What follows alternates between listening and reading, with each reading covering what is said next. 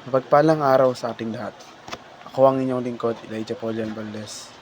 Welcome sa ating daily devotions. Ang ating verse for today ay nasa mga taga-Efeso, chapter 2, verse 10. Sinasabi itong, sapagkat tayo ay nilalang ng Diyos, nilikha sa pamamagitan ni Kristo Jesus upang iukol sa natin ang ating buhay sa paggawa ng mabuti. Yan ang layuning pinili ng Diyos para sa atin noong una pa man. Tayo ay isang bagay na nilikha na may kasanayan at layunin ng Diyos para sa kanyang mga layunin. Sa partikular, tayo ay nilikha kay Kristo Jesus para sa mabubuting gawa. Ang mabubuting gawa ay hindi nagbibigay sa atin ng kaligtasan, ngunit ang mga ito ay ganap na sinadya upang maging resulta ng kaligtasan.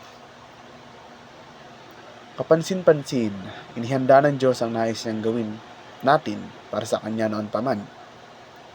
Naplano na niya kung ano ang gusto niyang gawin natin sa ating buhay. Hindi natin kailangan kopyahin ang ginawa o ginagawa ng ibang tao. Siya ay may kakaibang planos para sa bawat isa sa atin na paglingkuran siya sa mundong ito. Kabilang dito ang mga espiritual na kaloob at ang gawain ng mga banal na espiritu sa ating buhay upang akayin tayo sa paglilingkod sa Kanya. Marami sa atin ang may hiling na sagutin ang tanong ay ito sa pamamagitan ng pagturo sa mga partikular na bagay na madalas gawin ng mga Kristiyano bilang pagpapahayag ng kanilang pananampalataya. Ang mabubuting gawa ay kinabibilangan ng pagdalo sa mga pagsamba, pananalangin ng regular, pag-aaral ng banal na kasulatan, pagbibigay ng bukas palad mula sa ating mapagkukunang pinansyal, pagsali sa isang maliit na grupo, pagpunta sa mga paglalakbay sa misyon, pag-aalaga sa may hirap, pagkatrabaho para sa justisya, para sa mga inaapi, pagmamahal sa ating kapwa at iba pa. Pagpasulong.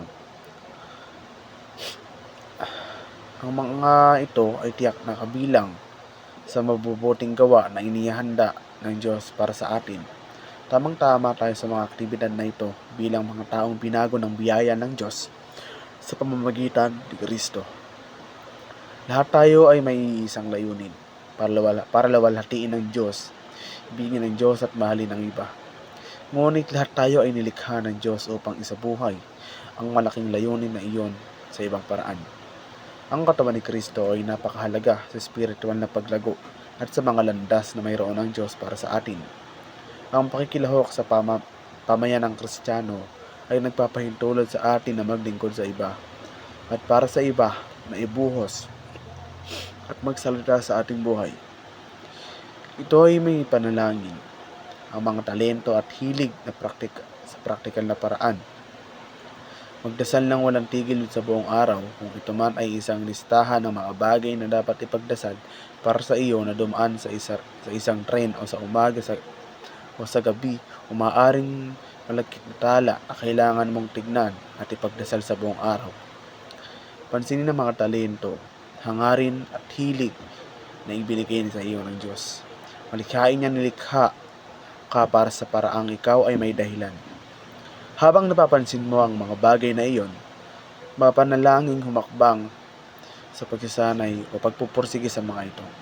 Punuin ang iyong isip at puso at mga tainga ng mga bagay ng Diyos habang naghahangad kang makahanap ng higit pa tungkol sa Kanya at sa Kanyang mga plano. Muli, ako ang inyong lingkod, Elijah Paulian Valdez. At dito na nagtatapos ang aking daily devotions.